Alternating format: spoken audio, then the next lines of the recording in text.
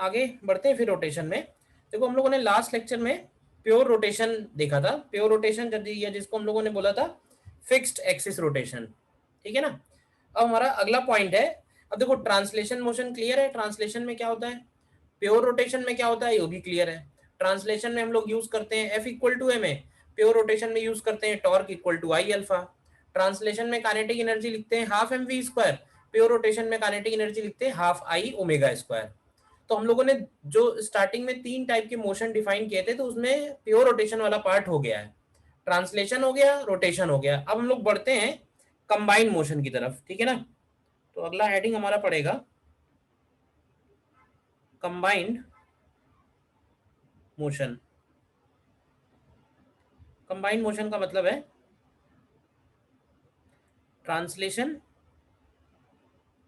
Plus rotation. तो मैं इसके एग्जांपल तो क्लियर है डेली लाइफ में, जैसे कार का जो व्हील है या साइकिल का व्हील या कोई भी मोटरसाइकिल का व्हील, वो जो व्हील है जब वो गाड़ी रोड पे चल रही है तो उसका व्हील जो है वो कंबाइंड मोशन कर रहा है। तुम ध्यान से सोचो तो उस व्हील का जो सेंटर है वो कैसे पाथ में ट्रेवल कर रहा है बताओगे। अगर कोई व्हील हॉरिजॉन्टल रोड पे चल रहा है तो उस व्हील का जो सेंटर है वो कौन से पाथ में चल रहा है, स्ट्रेट पाथ में।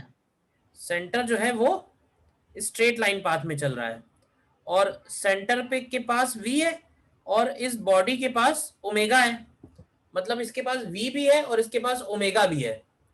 तो ऐसे बोल सकते हैं ना कि सेंटर इसका कर रहा है ट्रांसलेशन मोशन और सेंटर के अबाउट बॉडी कर रही है रोटेशनल मोशन।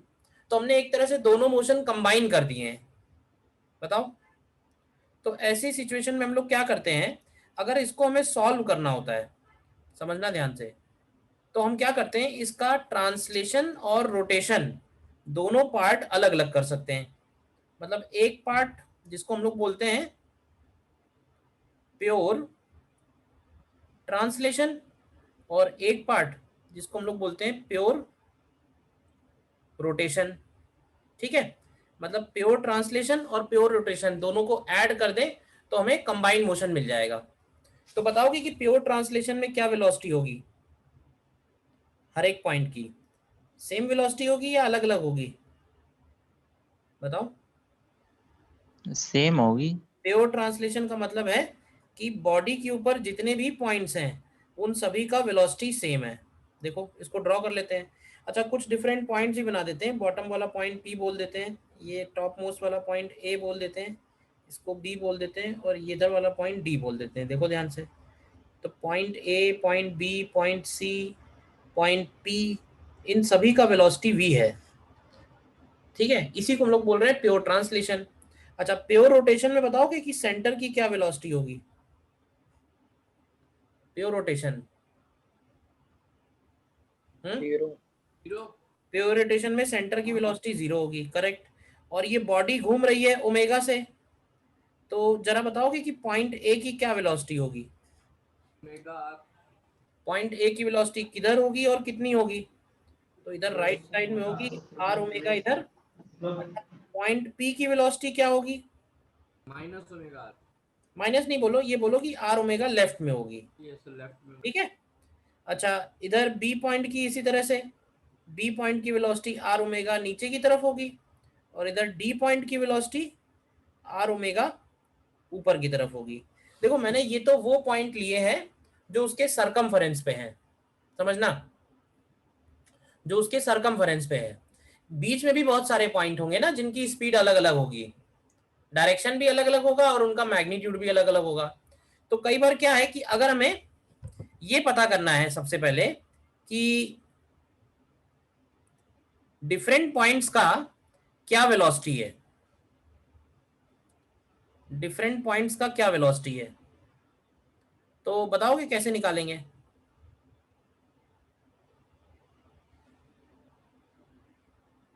डिफरेंट पॉइंट्स का क्या वेलोसिटी है, जैसे अगर कहा जाए कि पॉइंट ए का वेलोसिटी बताओ, तो पॉइंट ए का वेलोसिटी क्या बनेगा, तो देखो पॉइंट ए के लिए बोलेंगे तो उसका v भी इधर ही है और उसका आर ओमेगा भी इधर ही है। तो पॉइंट ए का वेलोसिटी अगर आई कैप जे कैप में लिखें तो हम इसको लिख सकते हैं v plus R omega I cap. ठीक है, इसी तरह से जरा पॉइंट पी का वेलोसिटी बताओ क्या होगा, पॉइंट पी का velocity. v minus omega I cap. तो अगर हम मान लें कि v बड़ा है तो इसको लिखेंगे v minus R omega I cap. इसी तरह से पॉइंट बी का वेलोसिटी लिखें तो पॉइंट बी का वेलोसिटी आएगा, ध्यान से देखो, वी आई कैप और minus R omega J cap. और डी पॉइंट का वेलोसिटी लिखें तो ये आएगा V I cap and plus R omega J cap. तो देखो एक क्वेश्चन तो इसमें यही बनता है कि हमें बॉडी का वेलोसिटी और बॉडी का ओमेगा दिया होगा और हमें बॉडी के किसी भी पॉइंट का वेलोसिटी पूछ सकता है, तो क्या वो काम कर लोगे बताओ? Yes sir. ठीक है, ये तो हो गया पहला पॉइंट वेलोसिटी से जुड़ा हुआ। इसके बाद क्या है कि हमको एक कंबाइंड मोशन है जिसका हमें थोड़ा ज्यादा स्टडी करना है, डिटेल में स्टडी करना है, और उसको इसलिए मैं बोलता हूँ स्पेशल केस। और स्पेशल केस में लिखेंगे प्योर रोलिंग। अच्छा देखो, प्योर रोलिंग बोलो या रोलिंग बोलो एक ही मतलब है। रोलिंग बताओ क्या होती है, रोलिंग का क्या मतलब है, what do you mean by rolling?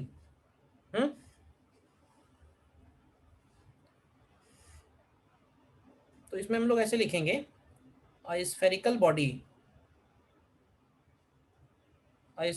body is said to be in rolling motion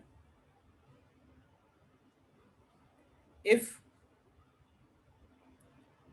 point of contact with other surfaces does not slip।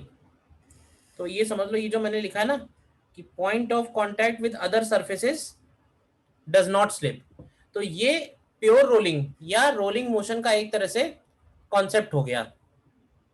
ठीक है ना, कॉन्सेप्ट का मतलब यही है। तुम ध्यान से देखो, वो जो साइकिल का व्हील जब चलता है, साइकिल या कार कोई भी, तो क्या वो ग्राउंड पे स्लिप होता है? जरा सोच के बताना आराम से, थोड़ा समझ के चलना, आगे याद नहीं करना है कुछ भी। जब वो व्हील चलता है ग्राउंड पे तो जो पॉइंट ऑफ कांटेक्ट होता है ग्राउंड के साथ वाला, क्या वो पॉइंट ऑफ कांटेक्ट स्लिप होता है या स्लिप नहीं होता है? क्यों भाई? स्लिप नहीं होता सर। नहीं होता है ना। तो देखो ये तो हो गई एक तरह से हमारी डिफॉल्ट वाली रोलिंग। तो उस डिफॉल्ट वाली रोलिंग में हम लोग ये बोल सकते हैं, जैसे मान लो कि यही वाला डायग्राम ले लेते हैं फिर से, ऊपर जो बनाया हम लोगों ने। तो मान लो जैसे ये एक व्हील है और ये व्हील ग्राउंड सरफेस पे चल रहा है, तो ये बताओगे कि पॉइंट पी स्लिप नहीं करे, इस बात की कंडीशन क्या बनेगी? क्या कंडीशन लगानी चाहिए? Sir v equal to R omega. v equal to R omega, हमें आसानी से समझ में आ गई, बहुत बढ़िया है। बट ये है कि हमें सारे केस समझ में आ जाएं, तो उसके लिए हम एक काम करते हैं, थोड़ा जो इसका पॉइंट ऑफ कांटेक्ट है उसको जरा इनलार्ज करते हैं। एक बात समझना ध्यान से, ये व्हील का पॉइंट P है और ये ग्राउंड का पॉइंट Q है। समझना ध्यान से, जहां पे कांटेक्ट है वहां व्हील का भी एक पॉइंट है और ग्राउंड का भी एक कांटेक्ट है। तो नो स्लिपिंग के लिए हम लोग सिंपली ये बोलेंगे, फॉर नो स्लिपिंग, स्लिपिंग ना हो।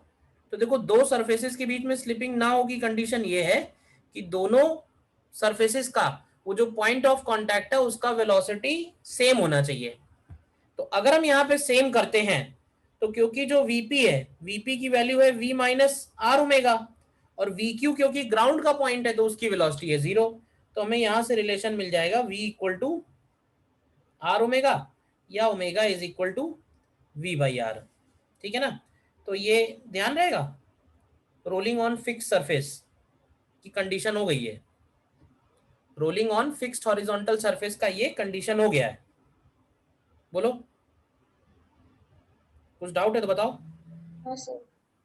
अच्छा ये बताओ कि अगर हम इसी इक्वेशन को डिफरेंशिएट कर दें, if we differentiate the above equation, तो क्या हम ऐसे बोल सकते हैं कि v का डेरिवेटिव r हो जाएगा और ओमेगा का डेरिवेटिव अल्फा हो जाएगा। यानी कि अगर ये एक्सीलरेटेड रोलिंग हुई तो एक्सीलरेटेड रोलिंग में हमें इनके एक्सीलरेशंस में भी रिलेशन मिल गया। देखो क्लियर है ये दोनों बातें? बताओ पहले। बट मैं फिर से कहूंगा कि हमें कुछ याद नहीं करना है, याद नहीं करना है, क्योंकि अगर सिचुएशन बदल गई, हालांकि ये है कि 99% हो सकता है क्वेश्चंस में फिक्स सरफेस पे ही रोलिंग हो, तो अगर फिक्स सरफेस पे रोलिंग है तो v equal to R omega तुम यूज कर सकते हो डायरेक्टली। बट ऐसा भी हो सकता है 1% क्वेश्चन में कि कुछ और केस दिया हो। जरा मुझे बताना कुछ और केस के में। जैसे मान लो कि ये क्वेश्चन है,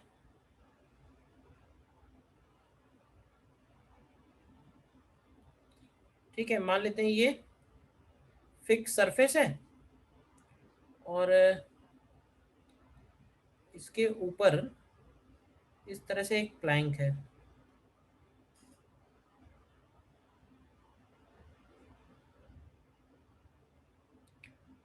ठीक है। और क्वेश्चन ये है,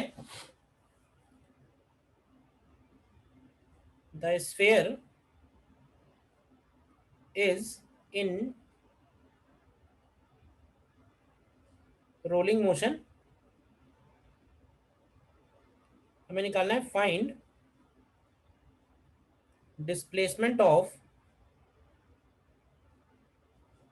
centre of sphere if plank is pulled by a distance L। plank is pulled by a distance L, मतलब ऊपर जो प्लैंक है उसको हम L खींच रहे हैं, तो स्फीयर का जो सेंटर है वो कितना आगे जाएगा। निकाल सकते हो?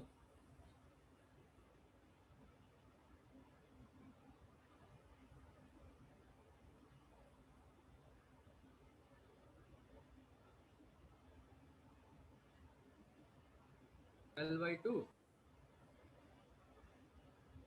हाँ L/2 आएगा।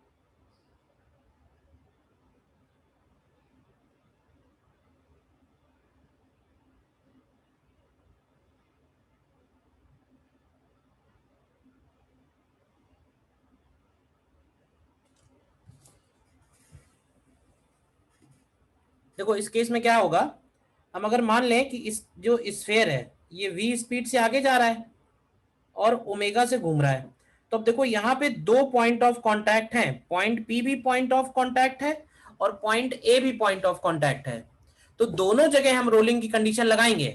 तो एट P अगर हम लोग नो स्लिपिंग अप्लाई करें, ध्यान से देखना, एट P नो स्लिपिंग, तो अगर P पॉइंट पे नो स्लिपिंग लगाएंगे तो V की वैल्यू किसके इक्वल हो जाएगी, R ओमेगा के। बताओ। और अगर हम एट A लगाएं तो हम ऐसे बोल सकते हैं कि जो वेलोसिटी ऑफ प्लैंक होना चाहिए, क्या वो वेलोसिटी ऑफ A के इक्वल होना चाहिए, और वेलोसिटी ऑफ A होता है V प्लस आर ओमेगा। अब क्योंकि V और आर ओमेगा इक्वल है तो क्या वेलोसिटी ऑफ A 2V हो जाएगा। तो इसका मतलब है कि अगर ये 2v वेलोसिटी से आगे जा रहा है तो इसका जो सेंटर होगा वो v वेलोसिटी से आगे जाएगा, ठीक है ना। तो हेंस सेंटर ऑफ स्फीयर कितना जाएगा, centre of sphere moves by distance l/2। बताइए सभी को क्लियर है ये कैसे हुआ? Yes sir. क्लियर है सभी को, बताओ। Yes sir. सर ये बता दीजिए कि सेंटर क्यों वी से जाएगा? सेंटर तो सेंटर भी हमने 2v। हमने v एज्यूम कर लिया ना, हमने सेंटर की वेलोसिटी v एज्यूम की, तो पॉइंट ए की वेलोसिटी क्या आ रही है ये बताओ बस। ये हमने एज्यूम कर लिया है कि मान लेते हैं कि सेंटर की वेलोसिटी v है, तो पॉइंट ए की वेलोसिटी क्या आ रही है, v आ रही है या 2v आ रही है? 2v आएगी ना, v प्लस आर ओमेगा के हिसाब से। और क्योंकि a पॉइंट 2v से जा रहा है तो सेंटर जो है वो v से जा रहा है, इसलिए जो है उसका डिस्प्लेसमेंट हाफ लिया है। देखो ध्यान से, समझने वाला है बस।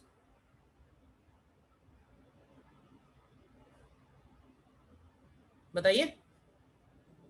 सर प्लैंक मतलब क्या है? अरे प्लैंक मतलब ये जो ऊपर रखा हुआ है, प्लैंक मतलब। ओके। तो सर आपने इसका डिस्प्लेसमेंट हाफ लिया है क्या? उसका डिस्प्लेसमेंट l क्वेश्चन में दिया हुआ है। Plank is pulled by a distance l। हमने दोनों के वेलोसिटी में रिलेशन निकाला, तो वेलोसिटी का रिलेशन 2v और v आ रहा है, यानी अगर प्लैंक 2v स्पीड से जा रहा है तो सेंटर जो है वो v स्पीड से जाएगा।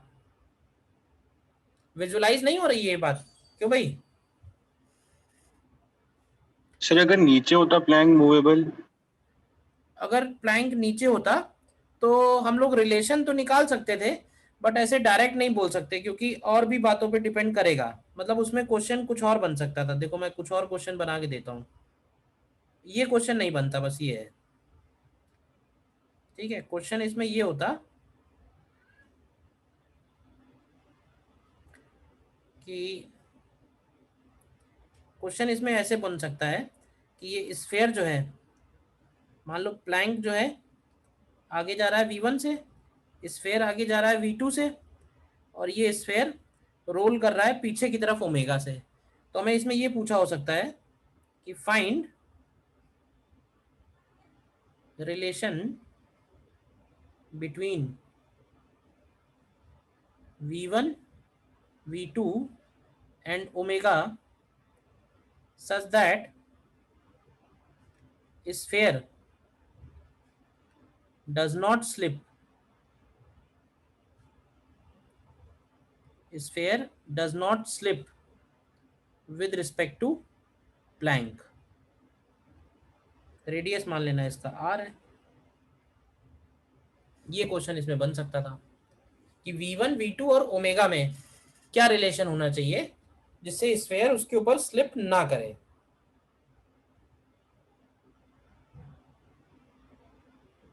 v2 plus omega r is equals to v1।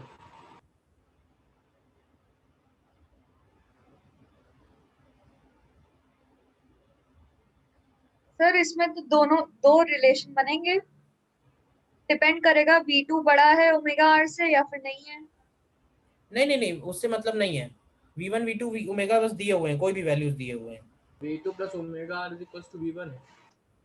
हाँ करेक्ट करना। देखो बेसिक बात यही है कि हमें इस P पॉइंट का, यहाँ पे जो पॉइंट दिख रहा है तुमको, ये वाला पॉइंट, इस पॉइंट के बारे में जरा सोचो कि ये जो पॉइंट है स्फीयर के हिसाब से इस पॉइंट की क्या वेलोसिटी है स्फीयर के हिसाब से, और फिर हम लोग देखेंगे कि प्लैंक के हिसाब से इस पॉइंट Q की क्या वेलोसिटी है। और अगर स्लिपिंग नहीं होनी है तो P और Q की वेलोसिटी सेम होनी चाहिए। तो अब तुम ध्यान से देखो, स्फीयर v2 से आगे बढ़ रहा है, स्फीयर के P पॉइंट की वेलोसिटी कैसे निकालोगे? तो वो निकालोगे, प्योर ट्रांसलेशन अलग कर दो और प्योर रोटेशन अलग कर दो। तो ये बताओ कि प्योर ट्रांसलेशन की वजह से P पॉइंट की क्या वेलोसिटी है, v2, और रोटेशन की वजह से क्या वेलोसिटी है पी पॉइंट की,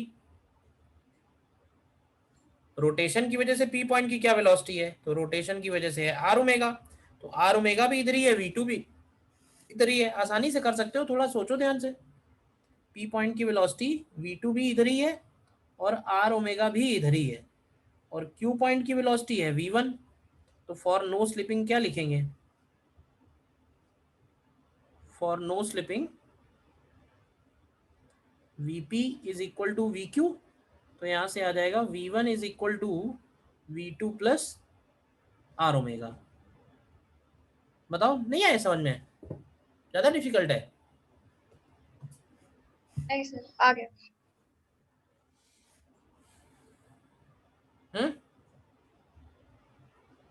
ठीक है ना। तो ये तो एक पॉइंट हो गया जो वेलोसिटीज से रिलेटेड है, समझना ध्यान से। अब अगर हम इसके डायनेमिक्स के ऊपर हैं, डायनेमिक्स ऑफ रोलिंग, डायनेमिक्स से मेरा मतलब ये है कि हमें दिया होगा कि भाई क्या फोर्स लग रहा है स्फीयर के ऊपर, तो उस स्फीयर का क्या एक्सीलरेशन आएगा, इस तरह की प्रॉब्लम। तो इसको प्रॉब्लम से ही समझते हैं। जैसे मान लेते हैं कि ये कोई स्फीयर है, ठीक है, और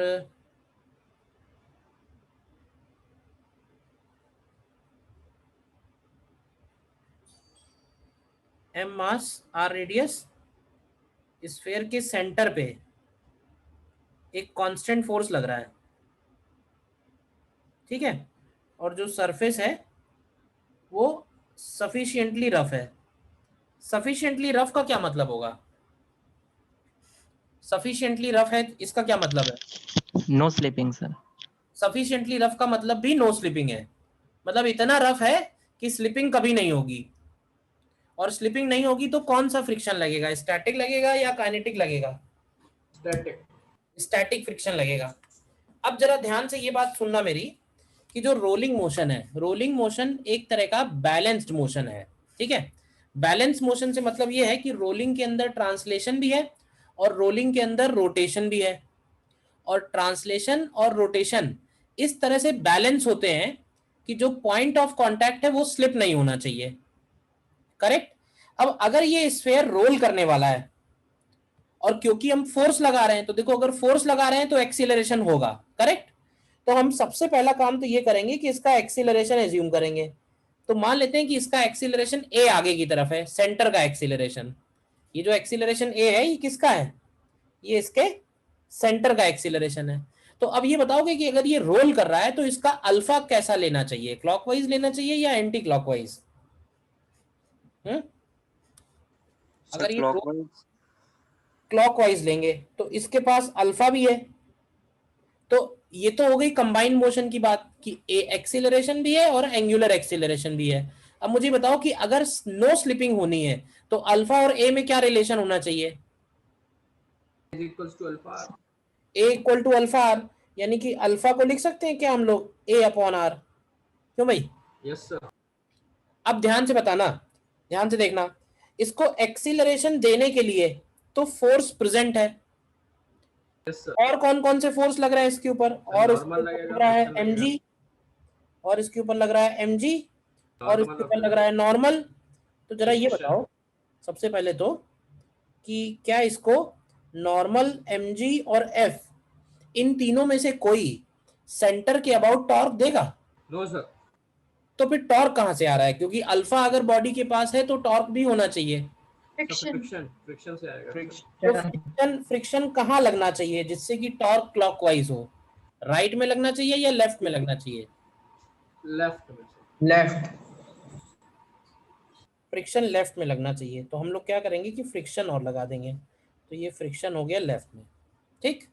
अब देखो ये तो हो गई इसकी कंप्लीट एफबीडी, लेकिन हम सॉल्व करने के लिए चाहे तो इसको अलग अलग कर सकते हैं। अलग अलग करने से मेरा मतलब ये है कि हम एक एफबीडी बनाएंगे इसकी प्योर ट्रांसलेशन की, और प्योर ट्रांसलेशन में हम लोग ये करते हैं कि सारे के सारे फोर्सेस को हम एक ही जगह दिखा सकते हैं, और जहां दिखा सकते हैं वो इस सिस्टम का क्या होता है, वो इस सिस्टम का सेंटर ऑफ मास होता है। और ये ए एक्सेलरेशन से आगे जा रहा है। ठीक है, तो ये जो बनाई है ये है प्योर ट्रांसलेशन। देखो अब ये बताओ कि प्योर ट्रांसलेशन के हिसाब से क्या लिखोगे? क्या ऐसे बोल सकते हैं कि F minus F S is equal to M A होगा? Sir F minus F S is equal to M A. Clear है? Yes sir. अच्छा, फिर आते हैं हम इसकी दूसरी एफबीडी में। दूसरी एफबीडी होगी प्योर रोटेशन की। तो ये बताओ प्योर रोटेशन में तो हमें टॉर्क देखने हैं, तो टॉर्क कौन दे रहा है? फ्रिक्शन। टॉर्क तो सिर्फ फ्रिक्शन दे रहा है, और कोई फोर्स दे रहा है तो दिखाने की जरूरत नहीं है। और अल्फा, अल्फा की वैल्यू क्या है? अल्फा की वैल्यू है A by R. A by R. क्या इक्वेशन बनाएंगे? I A by R is equals to friction into R. तो ये बोल जाएगा friction into R is equal to I alpha. I की वैल्यू क्योंकि स्क्वायर है तो 2/5 mr स्क्वायर इनटू अल्फा। इन दोनों को सॉल्व करो जरा, फ्रिक्शन और एक्सीलरेशन दोनों निकालो क्या आते हैं। फ्रिक्शन और एक्सीलरेशन दोनों निकालो क्या आएगा?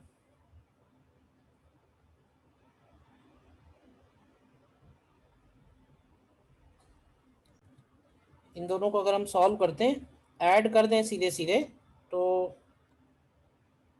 फ्रॉम 1 and 2 ऐड करेंगे तो F इक्वल टू 5 बाई नहीं होगा 7/5। 7/5 में आएगा। तो यहाँ से A की वैल्यू आ जाएगी 5/7। 5F upon 7M। ठीक है, और फ्रिक्शन की वैल्यू है 2/5 MA। तो ये वैल्यू हो जाएगी 2F/7। Yes sir. बताओ क्लियर है ये बात या नहीं? Yes sir. एक बात और चाहना तो नोट करके लिख लेना कि जैसे अगर स्फेयर दोनों तरह के मोशन कर रहा है, मतलब कोई भी बॉडी है, इनफैक्ट किसी भी बॉडी के लिए ये बात ट्रू है, कोई भी बॉडी है, उसका जो सेंटर ऑफ मास है, अगर सेंटर ऑफ मास उसका VCM से जा रहा है और ये बॉडी ओमेगा से घूम रही है, तो इस बॉडी का अगर हम टोटल काइनेटिक एनर्जी लिखते हैं तो यहाँ भी हम लोग क्या करते हैं कि इसका एक पार्ट होता है translation which is half m VCM square, और एक पार्ट होता है इसका रोटेशन जिसको हम लोग बोलते हैं हाफ ICM ओमेगा स्क्वायर। तो ये वाला जो पार्ट है ये कहलाता है काइनेटिक एनर्जी ट्रांसलेशन, और ये वाला जो पार्ट है ये कहलाता है काइनेटिक एनर्जी रोटेशन। दोनों कंबाइन करते हैं तब हमको ये टोटल काइनेटिक एनर्जी मिलती है।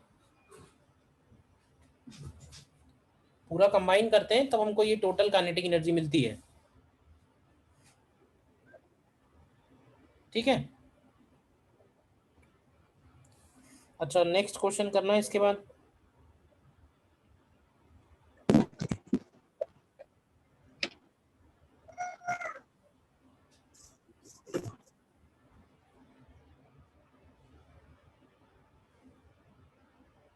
मान लेते हैं कि इस बार इसको हम ये एक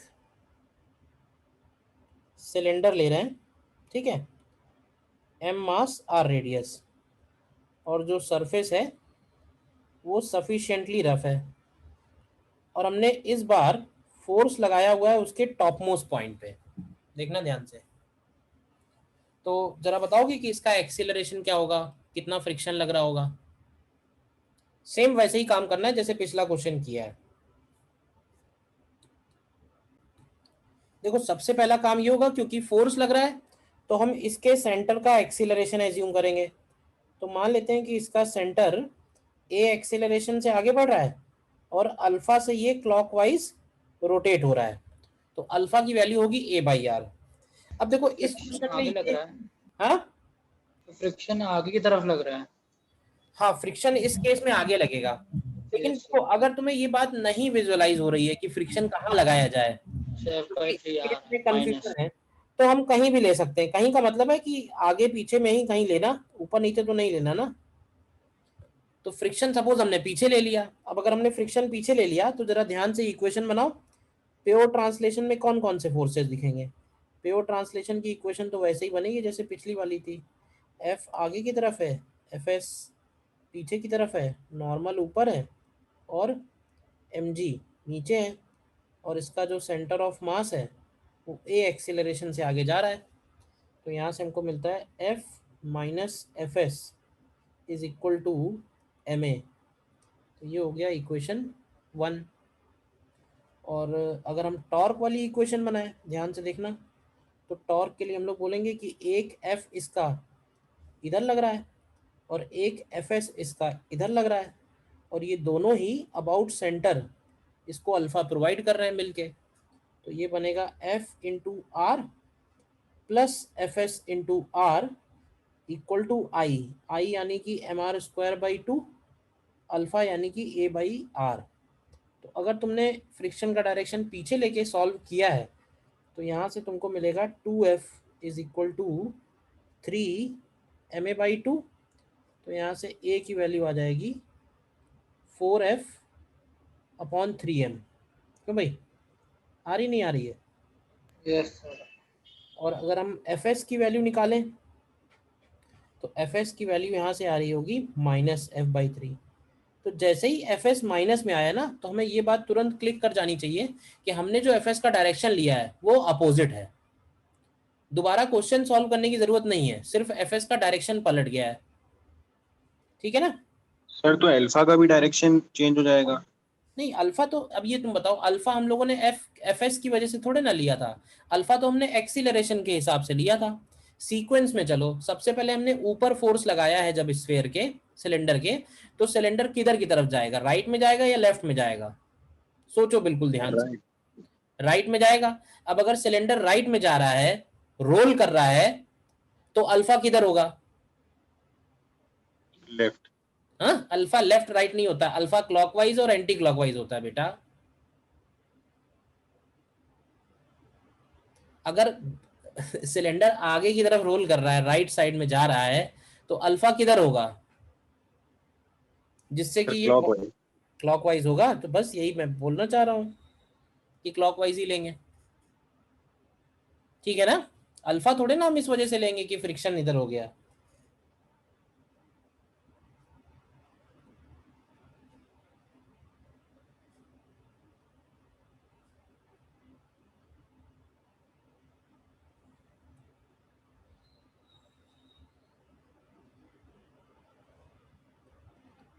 ठीक है ना? Negative sign indicates that friction is acting in forward direction. बताओ, यस सर। क्लियर है? देखो,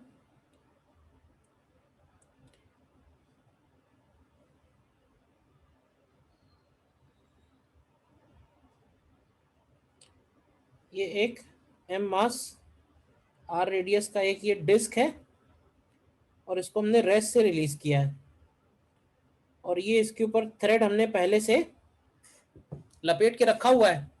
और जब इसको हम छोड़ देंगे तो बताओगे कि डिस्क का मोशन कैसे होगा?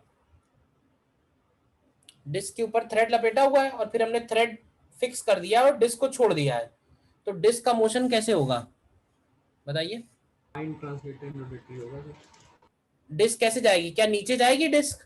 यस सर, नीचे जाएगी घूमते नीचे हुए। भी जाएगी और घूमेगी भी। किधर घूमेगी? क्लॉकवाइज या एंटी क्लॉकवाइज? क्लॉकवाइज। क्लॉकवाइज। तो जरा इसका एक्सीलरेशन निकालो, क्या आएगा? सेंटर का एक्सीलरेशन क्या होगा?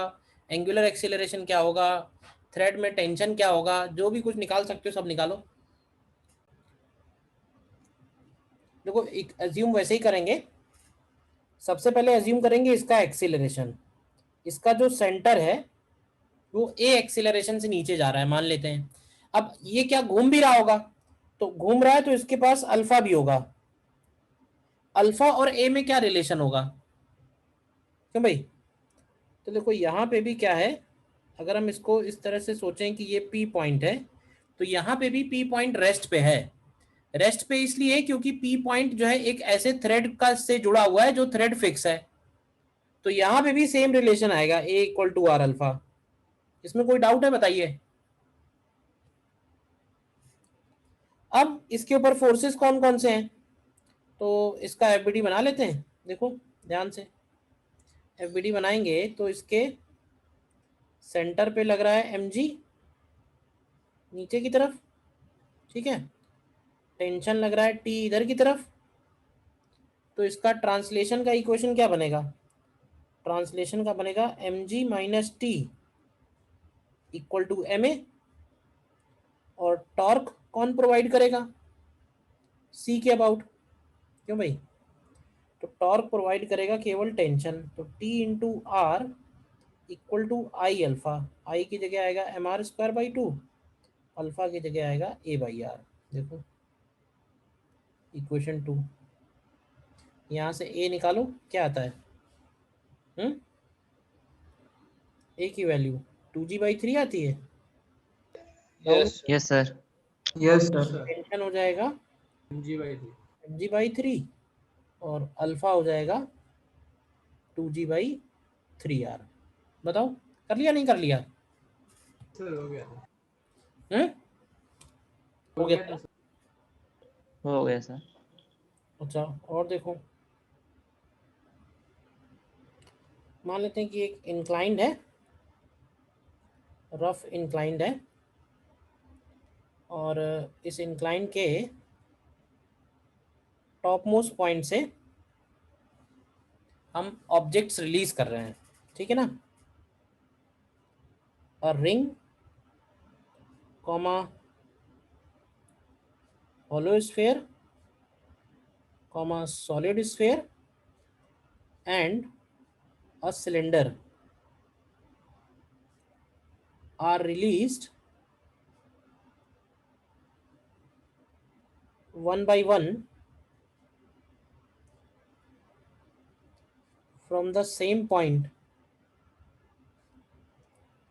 one by one from the same point of incline, ठीक है। तो हमें निकालना है arrange them in decreasing order of, तो decreasing order of A part में time taken to reach bottom, B part में minimum coefficient of friction required for rolling, और सी पार्ट में kinetic energy rotation at bottom. देखो one by one हम इनको release करने वाले हैं रेस्ट से, एक ही पॉइंट से, तो एक एक करके नीचे जाएंगे, तो हमें पता करना है कि कौन जल्दी नीचे आएगा कौन देर से नीचे आएगा। रोलिंग होने के लिए फ्रिक्शन जो लगेगा उसके हिसाब से मिनिमम कोफिशिएंट ऑफ फ्रिक्शन क्या होना चाहिए, और जब वो नीचे आएंगे तो रोटेशनल काइनेटिक एनर्जी कंपेयर करनी है सबकी। देखो करो ट्राई पहले, देखो स्टार्ट हम इसको वैसे ही करेंगे, मान लेते हैं कि हम इसको कहीं बी को स्टडी करते हैं और इसके ऊपर हम फोर्सेस देखें जरा ध्यान से, तो तुम देखोगे कि इस पे mg sine theta down the incline लग रहा है, इधर की तरफ लग रहा है mg cos theta, mg cos theta जिसको नॉर्मल बैलेंस कर ले रहा है, और क्योंकि सेंटर पे फोर्स लग रहा है तो फ्रिक्शन पीछे की तरफ लगेगा, और इसका एक्सीलरेशन और इसका अल्फा दोनों इस तरह से लिख सकते हैं। बताओ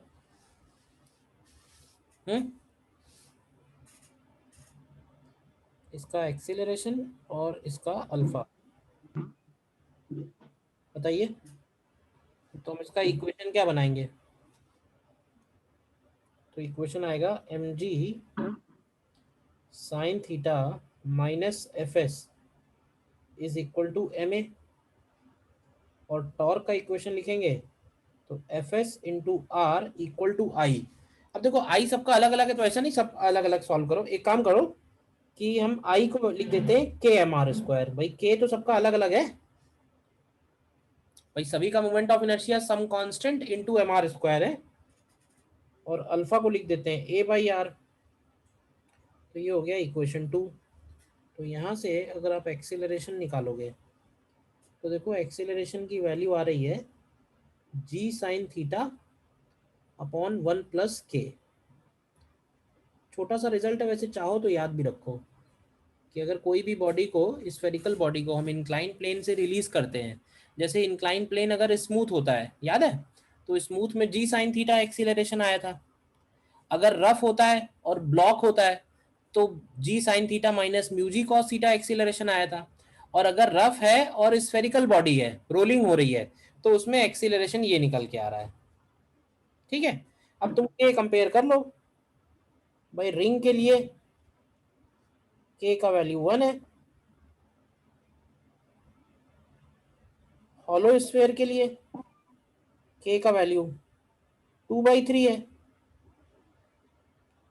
सॉलिड स्फेयर के लिए के का वैल्यू 2/5 है, और सिलेंडर के लिए के का वैल्यू 1/2 है। क्यों भाई? तो एक्सीलरेशन किसका सबसे ज़्यादा होगा? यानी एक्सीलरेशन सॉलिड स्फेयर का एक्सीलरेशन सबसे ज़्यादा होगा।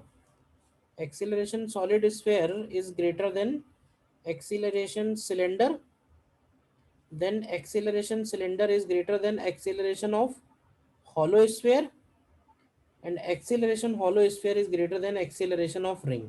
ये बात नहीं समझ में आई?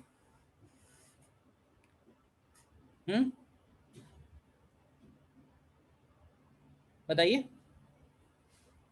आ गई सर।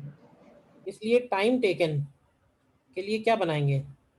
डिक्रीजिंग ऑर्डर में लिखना है, तो डिक्रीजिंग ऑर्डर में टाइम टेकन हो जाएगा रिंग का टाइम सबसे ज़्यादा, फिर हॉलो स्फेयर,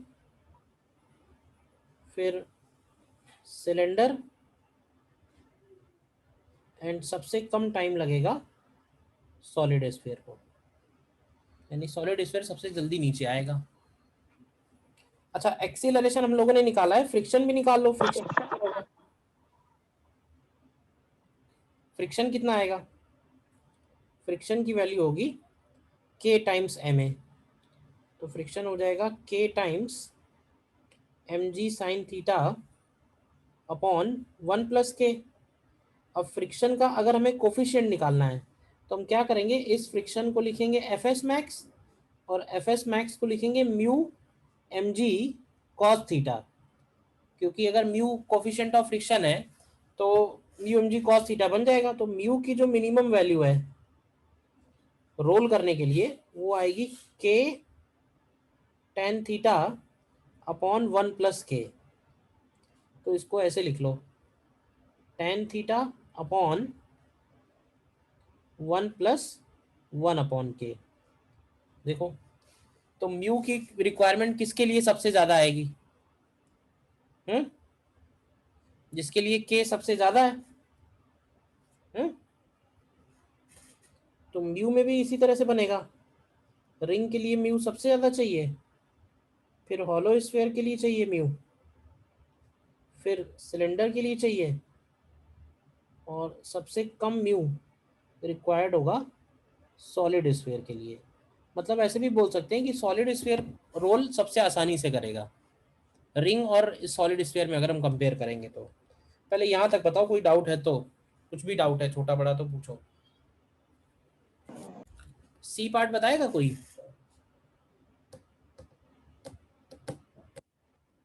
सी पार्ट का आंसर कोई देगा?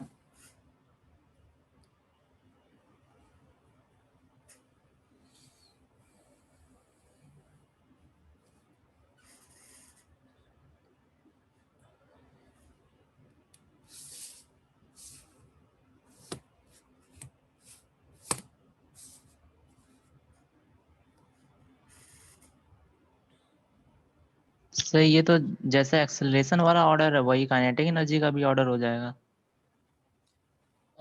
काइनेटिक एनर्जी कौन सी? ट्रांसलेशन या रोटेशन या दोनों या कोई भी? उल्टा हो ट्रांसलेशन। जाएगा, हम्म? रोटेशन में उसका उल्टा हो जाएगा। अच्छा ये बताओ सबसे पहले सोच के कि total kinetic energy at bottom, sir सबकी सेम होगी, total kinetic energy at bottom तो सबकी सेम होगी। सबकी सेम होगी ना? क्यों? Yes sir, conservation of energy से। कंजर्वेशन ऑफ एनर्जी से। अच्छा, मास सबका सेम है, यस सर। तो इसका मतलब है कि ट्रांसलेशन और रोटेशन अलग अलग होगी। Yes sir. ट्रांसलेशन और रोटेशन सबकी अलग अलग आएगी। सर तो जिसका एक्सेलरेशन ज्यादा होगी उसकी ट्रांसलेशन ज्यादा होगी, हाँ, जिसका एक्सीलरेशन रोटेशन ज्यादा होगा। Total kinetic energy at bottom, अगर टोटल की बात की होती तो total kinetic energy at bottom जो है वो mgh के बराबर होगी, which is also initial potential energy, है कि नहीं? जितनी इनिशियल पोटेंशियल एनर्जी उतनी फाइनल काइनेटिक एनर्जी है। लेकिन काइनेटिक एनर्जी जो ट्रांसलेशन है वो लिखेंगे हम लोग हाफ m VCM स्क्वायर। और VCM कैसे निकालेंगे? तो VCM को हम लोग लिख सकते हैं 0 स्क्वायर प्लस 2AL। तो VCM जो है वो A पे डिपेंडेंट है, तो इसका मतलब A सबसे ज्यादा किसका आया था? क्यों भाई? A सबसे ज्यादा आया था सॉलिड स्फीयर का। तो ऐसे बोल सकते हैं कि translational kinetic energy solid sphere की सबसे कम होगी। सॉलिड स्फीयर की सबसे ज्यादा होगी। बोलो। Yes sir. तो रोटेशनल काइनेटिक एनर्जी किसकी ज्यादा होगी? रोटेशनल काइनेटिक एनर्जी किसकी ज्यादा होगी? तो रोटेशनल काइनेटिक एनर्जी रिंग की सबसे ज्यादा होगी, क्योंकि टोटल एनर्जी तो सेम ही है ना सबकी। Yes sir. तो काइनेटिक एनर्जी रोटेशन में भी हम लोग बोल सकते हैं कि यही इनइक्वालिटी बन रही है। काइनेटिक एनर्जी रोटेशन रिंग की सबसे ज्यादा है, then kinetic energy rotation hollow sphere की, then kinetic energy rotation cylinder की, then kinetic energy rotation solid sphere की। बोलो, क्लियर है सारे आंसर्स? टाइम टेकन भी सॉलिड स्फीयर को सबसे कम लग रहा है। और म्यू के लिए बात करें तो म्यू के लिए बात की जाए तो म्यू भी सॉलिड स्फीयर के लिए सबसे कम है। और अगर हम काइनेटिक एनर्जी रोटेशन की बात करते हैं तो काइनेटिक एनर्जी रोटेशन भी रिंग के लिए सबसे ज़्यादा है, सॉलिड स्फीयर के लिए सबसे कम है। क्लियर है क्वेश्चन पूरा? बताओ। सही है, काइनेटिक एनर्जी वाला एक बार फिर से बता दीजिए। ये टोटल, ये बताओ, ये टोटल वाली बात क्लियर है सबसे पहले? यस सर, टोटल सबकी सेम होगी। बॉटम पे सबकी सेम होगी because conservation of mechanical energy है। ठीक, अब देखो ट्रांसलेशन काइनेटिक एनर्जी को क्या लिखते हैं? ट्रांसलेशन काइनेटिक एनर्जी को लिखते हैं हाफ mv स्क्वायर। m तो सबका सेम है ना, m सबका सेम है, तो VCM कैसे निकालेंगे? Yes, sir. VCM इस इक्वेशन से निकालेंगे, और इस इक्वेशन से ये पता चल रहा है कि जो वेलोसिटी है यानी कि जो लीनियर वेलोसिटी है वो एक्सीलरेशन के प्रोपोर्शनल बन रही है। तो एक्सीलरेशन सबसे ज्यादा किसका है? हाँ, सॉलिड स्फीयर का। सॉलिड स्फीयर का। तो सॉलिड स्फीयर का। एक्सीलरेशन सॉलिड स्फीयर का सबसे ज्यादा है, तो बॉटम पे काइनेटिक एनर्जी भी सॉलिड स्फीयर की ट्रांसलेशन वाली सबसे ज्यादा होगी। अब क्योंकि टोटल तो कांस्टेंट है, तो अगर उसकी ट्रांसलेशन वाली मैक्सिमम है तो इसका मतलब है कि उसकी रोटेशन वाली मिनिमम होगी। बस अच्छा, यस सर, समझ गया। उल्टा कर दिया बस।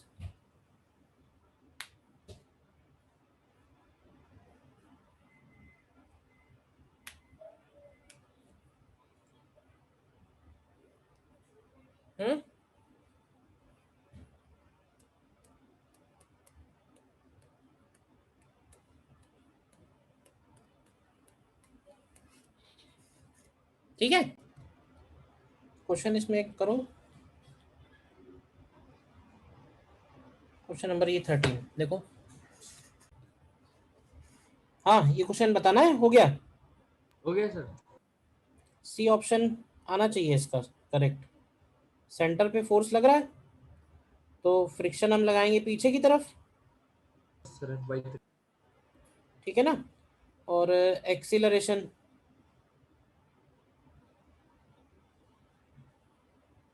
एक्सीलरेशन ए आगे की तरफ हो गया, अल्फा जो है क्लॉकवाइज हो गया।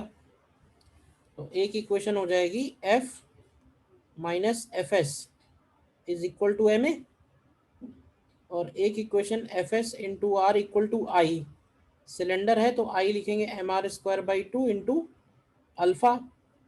तो यहाँ से हमें ए निकालना है, ए की वैल्यू आती है 2f अपॉन 3m, तो अल्फा की वैल्यू हो जाएगी 2f अपॉन 3mr। कर लिया ना सभी ने? नेक्स्ट देखो 46,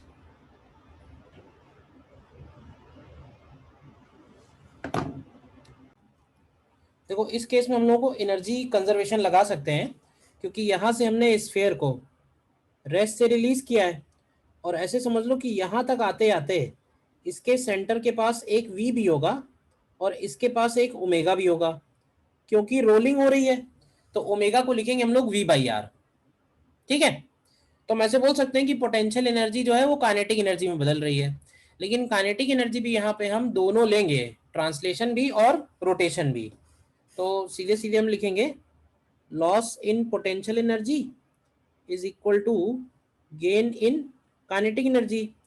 तो लॉस इन पोटेंशियल एनर्जी बन जाएगा mgh, लेकिन h की जगह लिखेंगे 2 माइनस 0.2, है कि नहीं, और गेन इन काइनेटिक एनर्जी को लिखेंगे half m v square plus half I की जगह जाएगा 2/3 mr square into V square by R square omega square.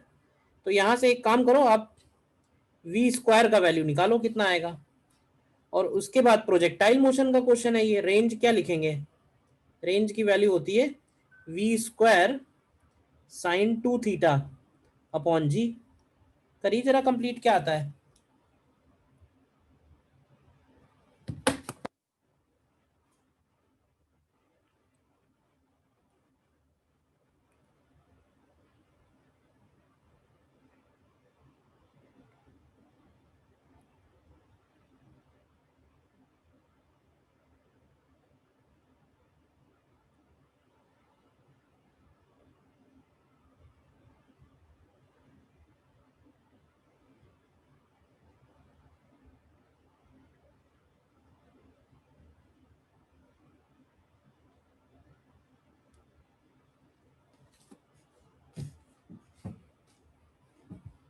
देखो कितना आता है, सर A आएगा। ए ऑप्शन आ रहा है 46, तो बी ऑप्शन दिया हुआ है, कैलकुलेट कैलकुलेशन ही मिस्टेक नहीं होनी चाहिए। देखो कंप्लीट करो, आंसर इसमें बी है, मेरे पास बी आना चाहिए। हम्म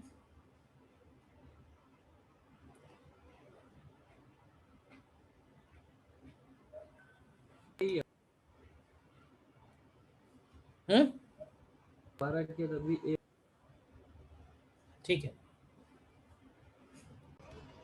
नेक्स्ट देखो 36,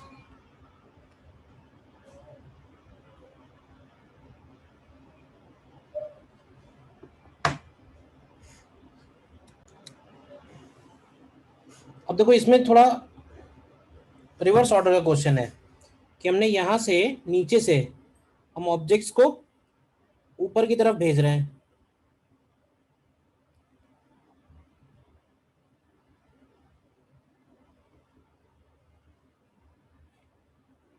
और कह रहा है कि नीचे की तरफ बॉटम पे सबके सेंटर का स्पीड सेम है, ठीक है, और ओमेगा को हम लोग लिखेंगे v अपॉन आर। तो वो कितनी हाइट तक जाएंगे, तो वहां तक जाएंगे जहां तक उनका टोटल एनर्जी जो है वो total kinetic energy potential energy में नहीं कन्वर्ट हो जाता है। तो जैसे पहले केस में रिंग है, तो रिंग के लिए क्या लिखेंगे, रिंग का टोटल काइनेटिक एनर्जी क्या होगा, तो टोटल काइनेटिक एनर्जी रिंग का लिखेंगे हम लोग half M V square plus half I कितना बनेगा, तो आई बनेगा इसका mr square into omega square, तो ओमेगा स्क्वायर को लिखेंगे v square by R square. तो ध्यान से देखो इसकी काइनेटिक एनर्जी कितनी बनती है, mv स्क्वायर बनेगी। इसी तरह से अगर सॉलिड सिलेंडर है,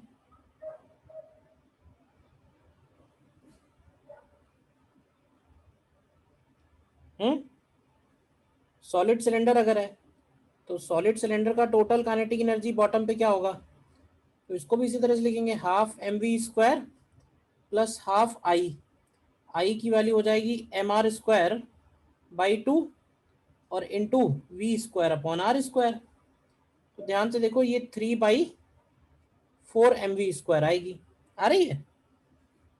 और अगर ये सॉलिड स्फेयर है तो सॉलिड स्फेयर का अगर हम टोटल काइनेटिक एनर्जी लिखेंगे तो ये हो जाएगा half m v square plus half I होगा 2/5 mr स्क्वायर और v square by R square. तो ये हो जाएगा 1/5 प्लस 1/10, तो ये हो जाएगा 7/10 mv स्क्वायर। बोलो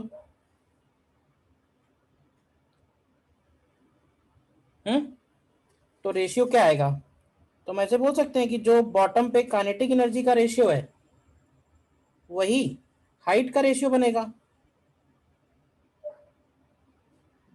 7/10 mv स्क्वायर। तो कितना आएगा यहाँ से, ये बोलिए।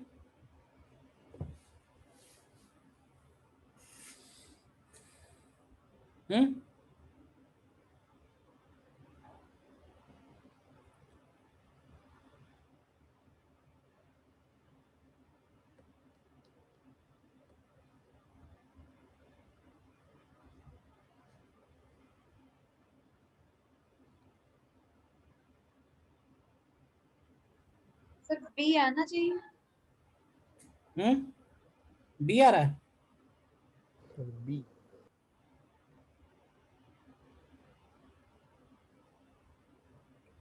ये क्या बनेगा, मान लो 20 मल्टीप्लाई कर देना तो ये हो जाएगा 20:15:14, बट इसमें दिया सीक्वेंस में नहीं है ना।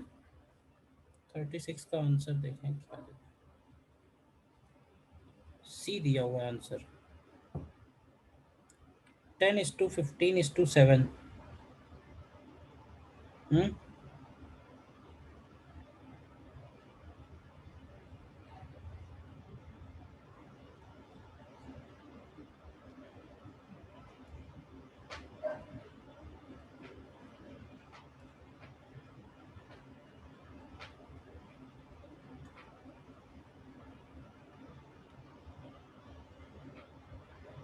रेडियस पे तो वैसे ही डिपेंड नहीं कर रहा ना।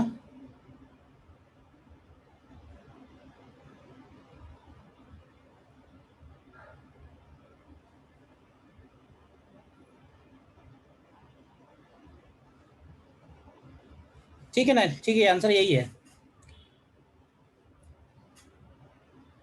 देख लेंगे एक बार और भी कहीं, चेक कर लेंगे आंसर इसका।